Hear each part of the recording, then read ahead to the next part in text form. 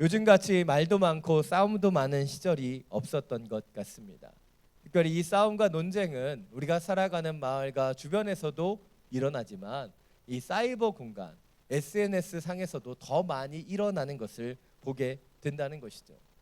정치적인 사안이나 서로에 대한 스캔들, 그리고 이것을 통해 서로 비방하고 비판하는 수많은 설전들과 싸움들이 SNS 상에서 벌어지는 것을 쉽게 보게 됩니다. 그렇다면 왜 이런 SNS 상에서는 더 많은 싸움과 논란이 있는 것일까요? 그것은 상대방의 입장이나 생각은 생각하지 않고 자신의 주장을 일방적으로 쏟아놓기 때문이에요. 그리고 어느새 자기와 다른 주장을 하는 사람들을 공격하고 비판하는 것이 너무나 당연한 일이 그 안에 되어 버렸다는 것이죠. 제가 오늘 이 SNS의 이야기를 하는 이유는 무엇일까요? 그것은 오늘 본문을 묵상하다 보니까 이 SNS상에서 논란이 되고 싸움이 일어나는 것처럼 똑같이 느껴지는 일들이 벌어지고 있기 때문입니다. 계속되는 비방, 또한 비판, 자신의 힘으로 안 되자 주변의 사람들까지 매수하고 끼어들여 공격하는 모습이 이 SNS에 일어나는 일들과 너무 유사하게 느껴졌기 때문이죠. 물론 큰 차이점이 있습니다. SNS 상에서의 논란과 싸움은요, 서로가 서로를 공격하고 싸우는 거예요. 근데 오늘 본문을 보면요, 한쪽은 계속해서 공격하지만 한쪽은 그 모든 공격을 받아내고 싸우지 않고 지혜롭게 그 모든 것을 이겨내고 있다는 것을 보게 된다는 것이죠. 오늘 본문을 좀 더 구체적으로 살펴보겠습니다. 오늘 본문 1절 말씀입니다. 다시 한번 함께 읽겠습니다. 내가 성벽을 다시 건축해 허물어진 부분들을 남김없이 다 메웠다는 것을 산발락과 도비아와 아라비아 사람 게셈과 그 아버지 원수들이 들었습니다. 그러나 그때까지도 나는 아직 성문의 문짝을 달지 못했습니다. 느헤미야는 성벽 재건이라고 하는 하나님의 사명을 가지고 예루살렘에 와서 그 사명을 감당하며 나아가죠. 비록 외부적인 공격도 있고 내부적인 문제도 있었지만 그는 기도하면서 이 모든 문제를 잘 지혜롭게 해결해 왔습니다. 그리고 오늘 말씀과 같이 이제 성벽은 다 건축되어 허물어진 모든 부분이 남김없이 메워졌어요. 이제 성문만 달면 이 모든 것이 끝나는 것입니다. 그런데 이 사실을 산발락과 도비아와 게삼과 원수들이 모두 듣게 되었다는 거예요. 그럼 이제 어떤 일이 벌어질까요?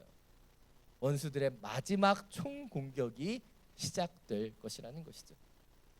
왜냐하면 성벽이 완전하게 재건되기 이전에 그들이 마지막으로 공격할 수 있는 기회고 마지막으로 그들을 무너뜨릴 수 있는 그 공격이 남겨져 있었기 때문이에요. 그리고 그 공격은 이전엔 유다 민족에 대한 공격이었다면 이제 느헤미야라고 하는 한 사람에게 집중되고 있습니다. 오늘 보면 2절부터 4절입니다. 다시 한번 함께 읽겠습니다. 그때 산발락과 게셈이 내게 이런 전가를 보내었습니다. 오시오, 우리가 오노 평지의 한 마을에서 만납시다. 그러나 사실은 나를 해치려는 수작이었습니다. 그래서 나는 그들에게 사람을 보내 다음과 같이 대답했습니다. 내가 큰 공사를 하고 있으므로 내려갈 수 없소. 어떻게 내가 자리를 비워 이를 중지시키고 당신들에게 내려가겠소. 그들은 4번이나 똑같은 전가를 내게 보냈고 나 역시 매번 똑같이 대답했습니다. 오늘 유다의 대적들은 느헤미야에게 전가를 보내서 오노 평지라고 하는 그 마을에서 만나자라고 얘기합니다. 그런데 이 만남을 요청하는 것은요, 단순히 만나서 밥을 먹겠다라고 하는 그런 미팅이 아닙니다. 오늘 1절에서는 산발락과 도비아와 게셈과 모든 원수들에 대한 이름들이 다 등장하지만 2절을 보시면 이 도비아라고 하는 한 인물이 빠집니다. 학자들은 그 이유를 이 도비아가 산발락과 게셈과는 전혀 다르게 정치적인 위치에 서 있지 않았기 때문이라고 얘기합니다. 한마디로 이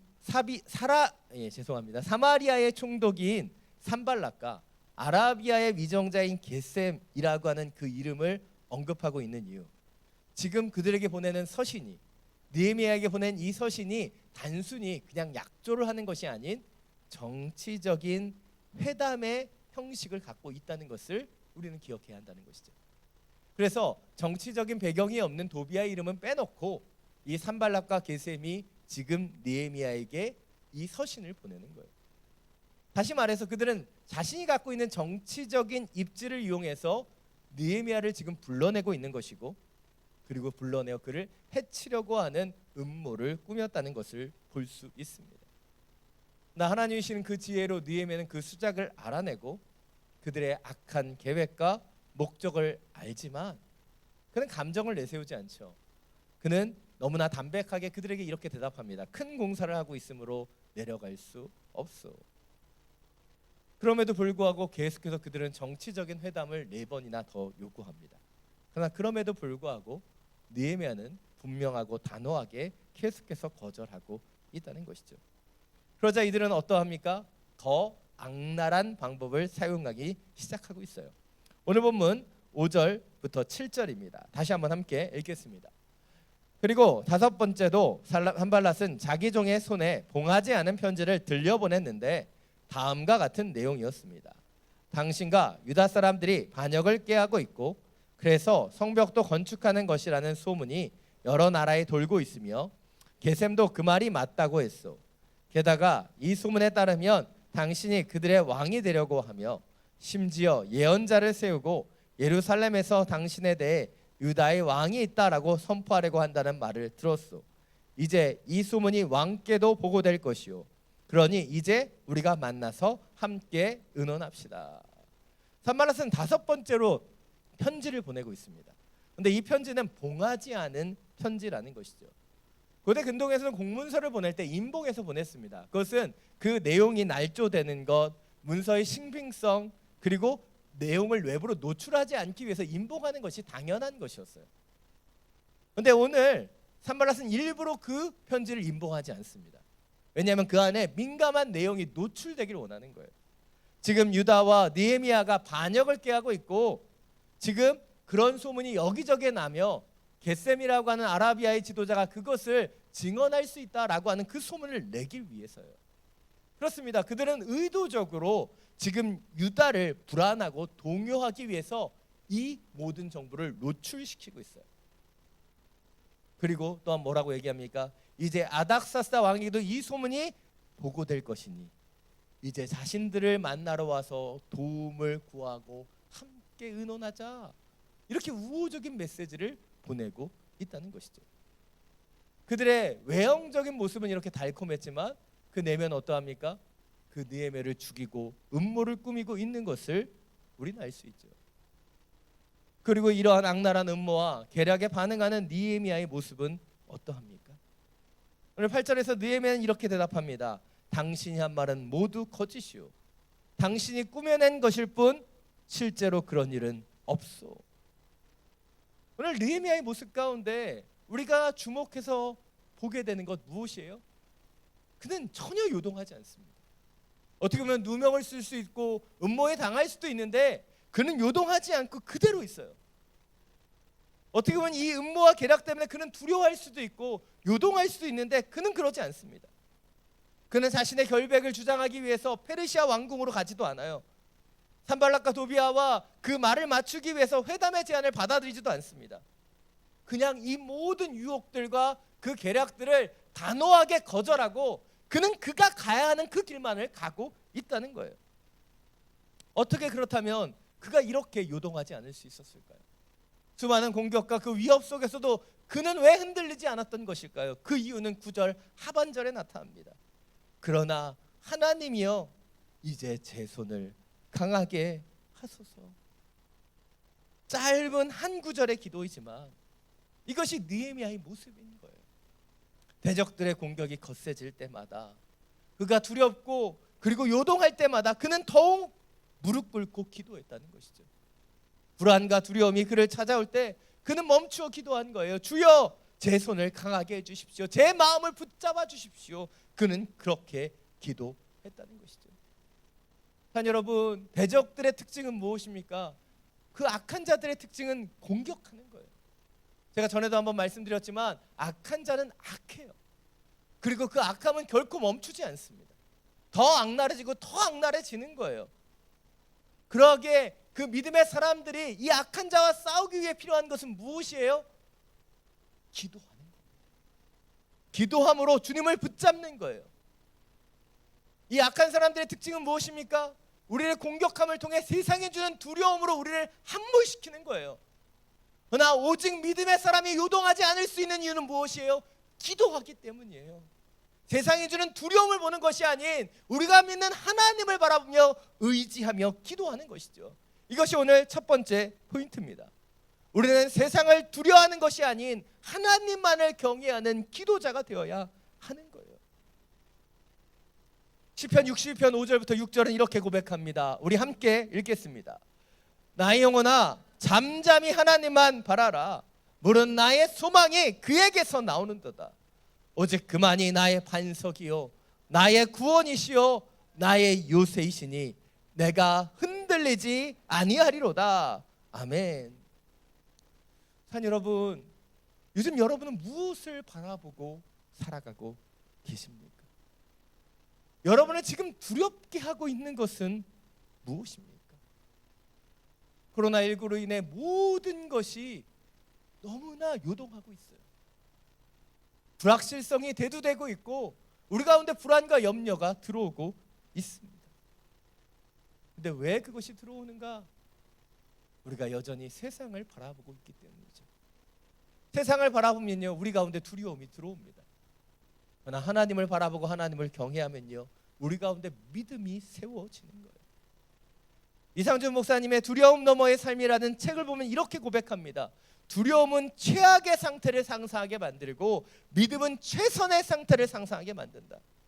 두려움은 매우 합리적인 것처럼 보여도 현실에 더 깊이 빠져들게 만든다면 믿음은 비현실적인 것 같이 보여도 믿음대로 만드는 힘이 있다.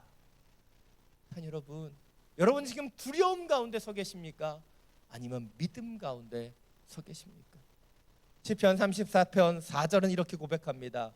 내가 여호와께 간구하며 내게 응답하시고 내 모든 두려움에서 나를 건지셨도다. 내 모든 두려움에서 나를 건지셨도다.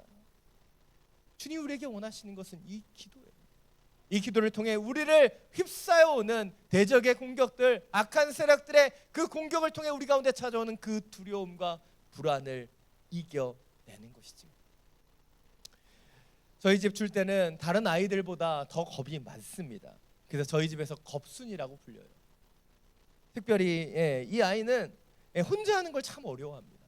엘리베이터도 혼자 못 타요. 아직 10살이 됐는데 화장실도 혼자 가려고 하지 않습니다. 자꾸 동생을 데리고 들어가요.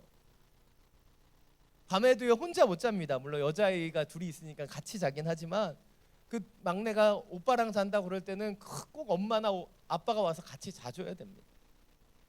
이 아이는요 혼자서 하지 못하기 때문에 자꾸 엄마, 아빠, 동생, 오빠에게 같이 해달라고 이야기합니다. 그런데 놀랍게도요 혼자서는 못하는데요 누군가 같이 있으면 더 이상 무서워하거나 두려워하지 않아요. 여러분, 왜 우리가 두려워하고 왜 우리는 불안해지는 것일까요? 왜 점점 세상이 커 보이고 악한 자들의 공격이 강하게 느껴지는 것일까요? 혹시 우리가 혼자 있기 때문은 아닐까요? 내 혼자 나의 힘으로 이 모든 것을 감당하려고 하기 때문에 우리는 두려워하고 불안해지는 것이 아닐까요? 우리에게 필요한 것은 혼자가 아니라는 거예요. 우리가 기도할 때 주님께서 우리와 함께 하신다는 거예요. 우리가 기도하며 간구할 때 그 놀라운 손으로 우리 가운데 역사하신다는 것입니다. 그것이 믿음이에요. 여러분은 혼자가 아닙니다. 주님께서 여러분과 동행하고 계셔요. 그 믿음으로 지금 우리 가운데 찾아오는 이 모든 두려움을 이겨내고 주님과 함께 동행하며 느헤미야와 같은 믿음의 사람으로 설 수 있게 되기를 간절히 축원합니다. 오늘 보면 10절 말씀입니다. 함께 읽겠습니다. 어느 날 무에다벨의 손자이며 들라의 아들 스마야가 두문분출함으로 내가 그 집에 갔더니 그가 말했습니다. 사람들이 당신을 죽이러 올 것이니 우리가 성전 안 하나님의 집에서 만나 성전문을 닫읍시다. 그들이 밤에 당신을 죽이러 올 것입니다. 오늘 본문을 보면 이 스마야라고 하는 인물이 나타나고 그 인물이 두문분출했다라고 얘기해요. 문을 닫고 밖으로 나가지 않았다는 것이죠. 근데 그가 두문분출하자 느헤미야는 그의 집에 방문하게 됩니다. 일명 신방을 간 거예요. 그러니까 이 신방을 갔다는 것을 봤을 때 이 스마야와 느헤미야의 관계가 그래도 가까운 관계였다는 것을 알 수 있어요. 물론 성경에서는 그 이후로도 그 이전에도 이 스마야라는 인물이 등장하기 않기 때문에 그가 어떤 배경을 갖고 있는지 정확히 알 수 없습니다. 그러나 느헤미야와 어떤 친밀한 관계를 갖고 있었기 때문에 그가 집에 칩거하고 두문분출하자 그의 집을 찾아갔던 것으로 보여지죠. 또한 그가 성소까지 출입 가능했던 것으로 보았을 때 그가 제사장 가문에서 나고 자란 사람으로 우리는 추측해 볼 수 있다는 것입니다. 근데 느헤미야가 이 스마야를 걱정해서 그의 집에 방문하자 이 스마야는 갑자기 예언자가 되어서 그에게 말하고 있어요. 사람들이 당신을 죽이려고 올 것이니 우리가 성전한 하나님의 집에서 만나 성전문을 닫읍시다. 그들이 밤에 당신을 죽이러 올 것입니다. 오늘 이 스마야 예언은요 굉장히 긴급하고도 또한 강력한 것입니다. 오늘 본문에서 우리가 그 한국어로 보기 때문에 정확히 알 수 없지만 지금 대적들이 이미 출발해서 오고 있다는 것을 얘기하는 거예요. 이 밤이 오늘 밤이에요. 지금 당장 이런 불안과 두려움이 그에게 찾아왔다라고 얘기하는 것이죠. 오늘 스마야의 이 예언은요 너무나 치졸하고 음흉하죠. 왜입니까? 지금 그가 두문분출하면서 그를 걱정해서 찾아온 사람에게 하나님의 말씀이라고 예언하듯 그를 지금 두려움의 구렁텅이에 빠뜨리고 있기 때문이에요.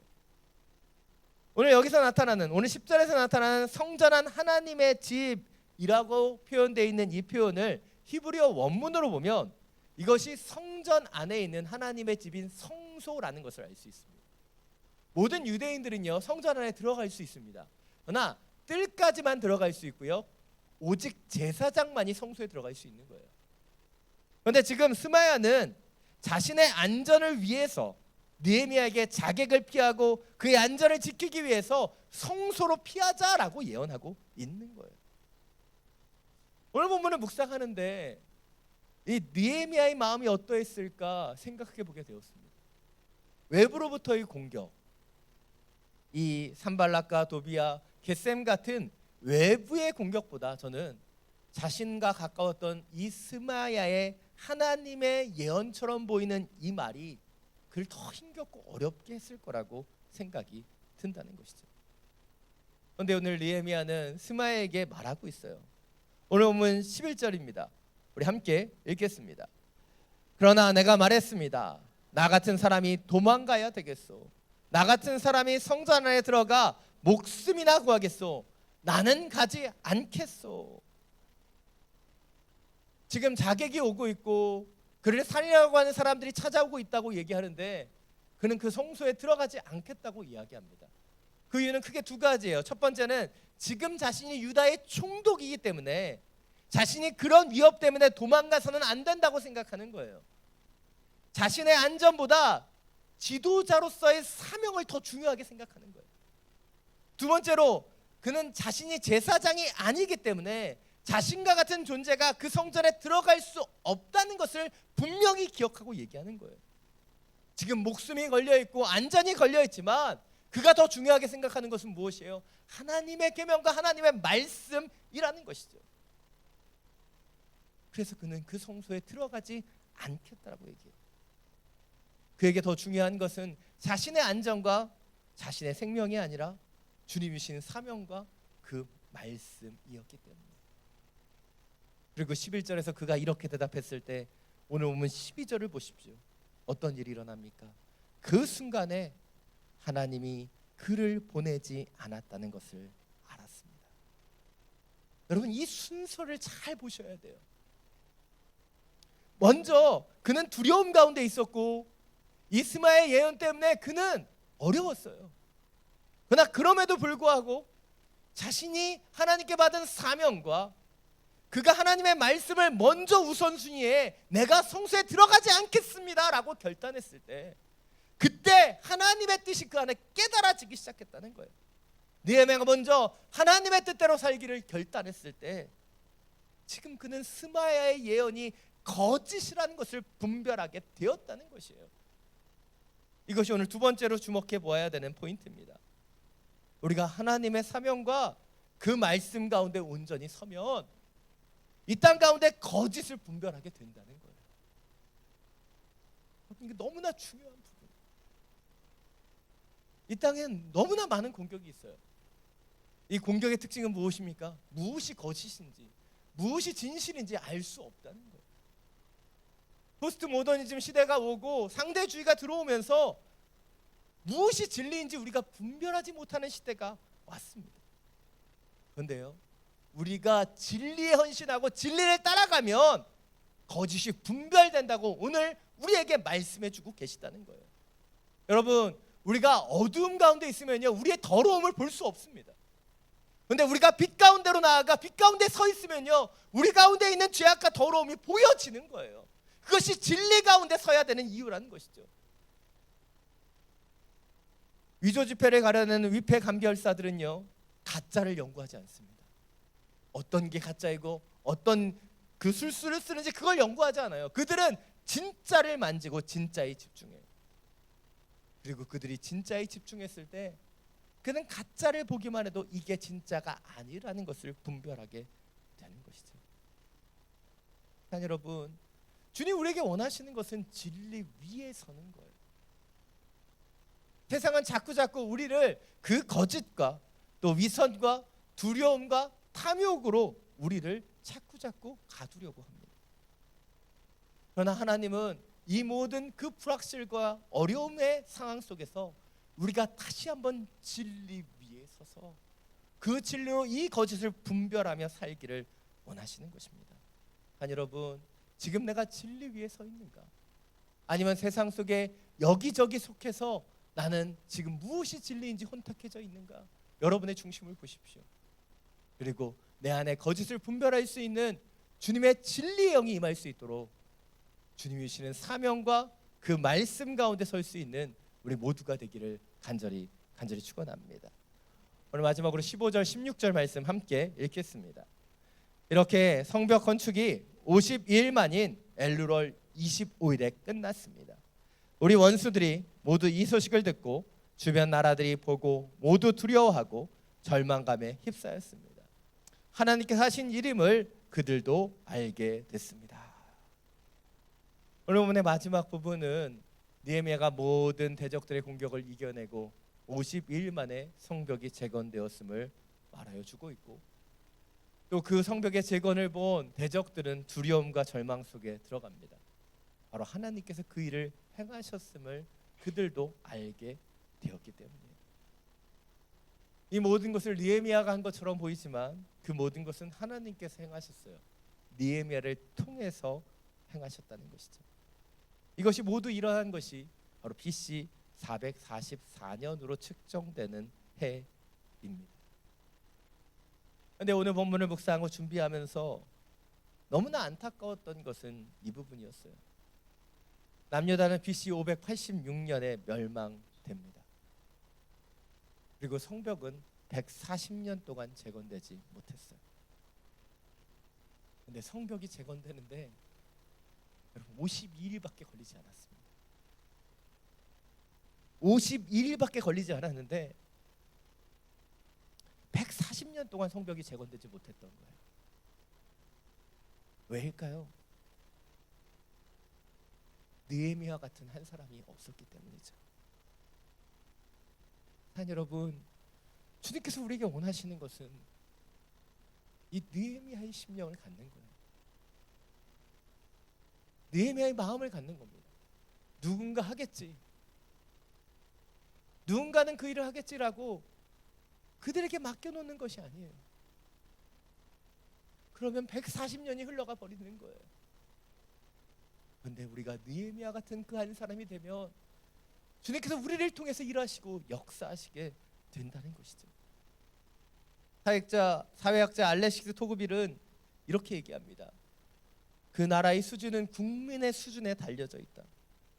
그래서 선진국은요, 다른 사람이 어쨌든 간에 나라도 잘해야지라는 생각을 많이 갖고 있는 사람들이 있으면 그곳이 선진국이고, 후진국은 남들도 다 하는데 뭐 어때 라고 생각하며 더 잘못하고 범죄를 저지르는 사람들이 많으면 그것이 후진국이 된다고 얘기했어요.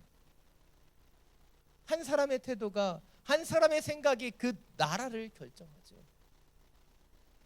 여러분, 한 분 한 분의 성도들의 그 심령과 마음이 이 교회를 결정해요.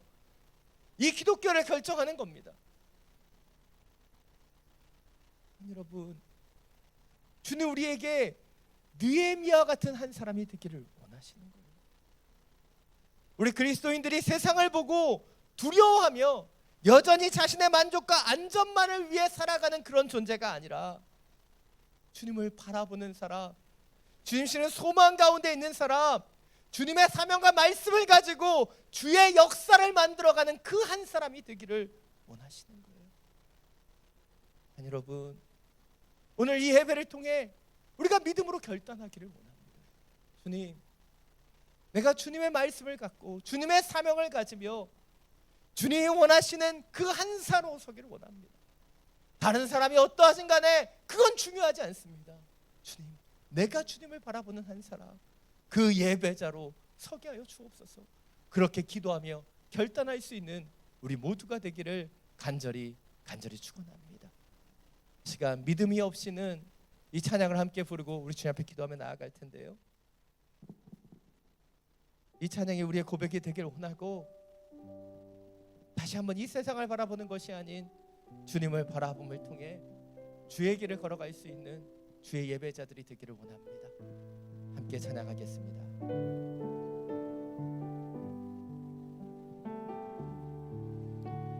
주님, 내 마음이 너무 둔해서 주님을 볼 수 없습니다. 이 땅에 속하여 이 땅만 보다가 주님 손을 놓쳤습니다.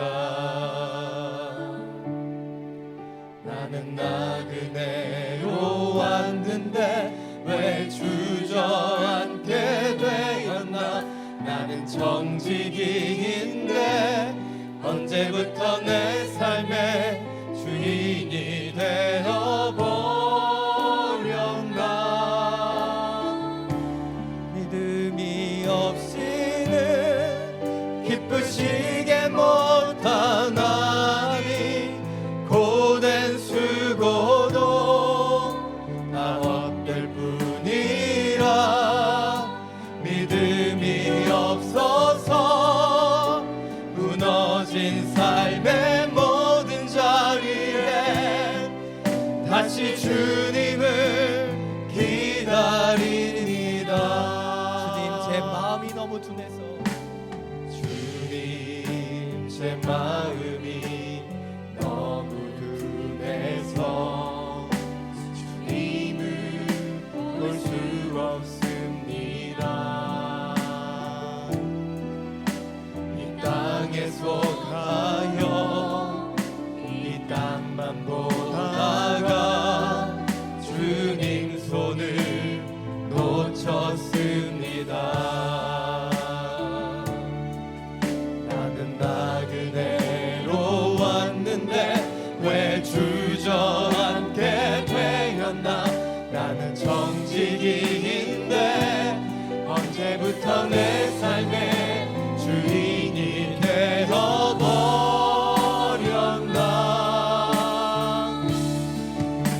믿음이 없이는 기쁘시게 못하나니 고된 수고도 다 헛될 뿐이라. 믿음이 없어서 무너진 삶의 모든 자리에 다시 주님을 기다립니다. 믿음이 없이는 기쁘시게 못하나니 고된 수고도 다 헛될 뿐이라. 믿음이 없어서 무너진 삶의 모든 자리에 다시 주님을 기다립니다.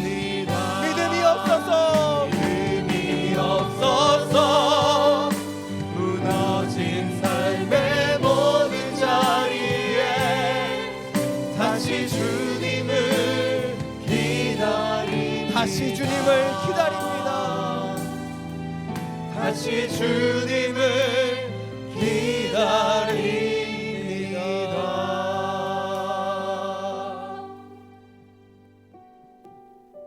이 시간 함께 기도하며 나아가기를 원합니다. 이 시간 기도할 때 지금 우리가 바라보고 있는 것이 무엇인지 우리의 영혼과 우리의 중심을 점검하며 기도하기를 원합니다. 주님, 내 안에 두려움이 들어와 있습니다. 내 안에 불안과 염려가 들어와 있습니다.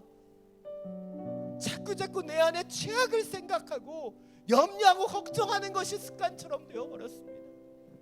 주님이 나의 구원자이시고 나와 함께 하시는데 믿음이 없이 주님을 보지 못하고 있는 우리의 연약함을 고백합니다. 주님, 다시 한번 믿음으로 서게 하여 주옵소서. 우리에게 주셨던 그 사명을 기억하며 주님의 말씀을 붙잡고 서게 하여 주옵소서. 성령이 우리의 마음을 주장하여 주시옵소서. 그래서 느헤미야 같이 요동하지 않는 예배자, 느헤미야 같이 주님의 마음을 시원케 하는 여름날의 냉수와 같이 쓰임받게 하여 주시옵소서. 주님의 이름을 한번 부르고 함께 기도하며 나아갑니다. 주여! 주님, 우리의 마음과 우리의 중심을 순도하며 나아갑니다. 세상의 수많은 공격들 때문에 우리 불안해하고 염려합니다. 내 안에 두려움이 들어와 자꾸 최악의 그 사람들만을 자꾸 묵상합니다. 우리 가운데 믿음이 있기를 원합니다. 그 믿음으로 주님을 기쁘시게 할 수 있기를 원합니다. 내 안에 교자씨 않을 만한 믿음만 있어도 저 산을 옮길 수 있다고 말씀하셨는데 내 안에 믿음이 없어서, 내 안에 그 믿음이 없어서 여전히 흔들립니다. 여전히 요동합니다. 주님이 내게 주신 사명을 잃어버리고 제 말씀을 잃어버린 채 세상의 사람처럼 똑같이 살아가는 우리의 연약함이 있습니다. 주님, 우리의 눈을 들어 다시 주님을 보게 하여 주옵소서. 우리의 중심이 다시 한번 주님 앞에 회복되게 하여 주옵소서. 우리가 바라봐야 하는 것이 무엇인가? 우리가 붙잡아야 되는 것이 무엇인가? 우리가 나아가야 될 길이 어디인가? 주여 알게 하여 주옵소서. 믿음 위에 믿음으로 우리 가운데 일하여 주님 함께하여 주실 것을 믿습니다. 주님 역사하여 줄 것을 믿습니다. 믿음이 없어서 무너졌던 우리의 삶을 새롭게 하여 주시고 주님의 능력으로, 주님의 보혈로, 주님의 십자가로 임하여 주시옵소서.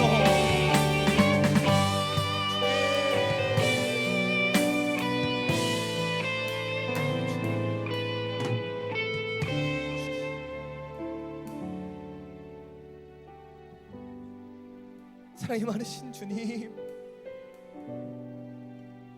주님을 바라보며 기도한다고 얘기하지만 내 안에 불안과 염려와 두려움이 들어옵니다. 믿음으로 나아가야 되는 주님의 소망보다 이 땅에 최악을 준비하고자 하는 우리의 지혜와 능력으로 살아가려고 했었던 그 얄팍함이 우리 가운데 들어옵니다. 주님, 다시 한번 기도하며 주를 의지하는 자들이 되게 하여 주옵소서. 주님만을 붙잡고 주님만을 의지하는 믿음의 길들을 걸어가게 하여 주옵소서. 주님 주시는 사명이 있는데, 주님 주시는 말씀이 있는데 왜 우리는 그 사명과 말씀을 잃어버린 채 여전히 세상을 바라보며 세상의 소리에 귀 기울입니까? 주님, 오직 믿음으로 주를 기쁘시게 하는 자가 되기를 원합니다. 겨자씨 하나일 만한 그 믿음만 있어도 산을 옮길 수 있다고 얘기하셨습니다.